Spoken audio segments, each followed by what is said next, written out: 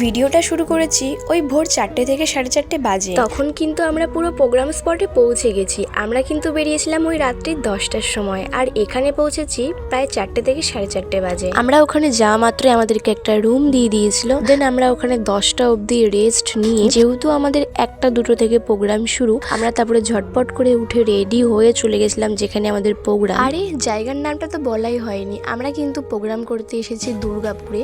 আর এখানে এসেই দেখি আমাদেরকে টিফিন দিয়ে দিয়েছিল। আজকেও কিন্তু সেই লেভেলের গরম পড়েছে, এতটাই কষ্ট হচ্ছিল আজকে প্রোগ্রামটা করতে গিয়ে, কিন্তু এত লোক দেখে মনটা খুবই ভালো হয়ে গেছিল। আজকে কিন্তু আমরা ঠাকুরের প্রোগ্রাম করতে এসেছি, কোনো ওয়েস্টার্ন প্রোগ্রাম না, শুধু ঠাকুরেরই প্রোগ্রাম। দেন আমাদেরকে এখানে খেতে দিয়ে দিয়েছিল খিচুড়ি, আলুর দম, চাটনি।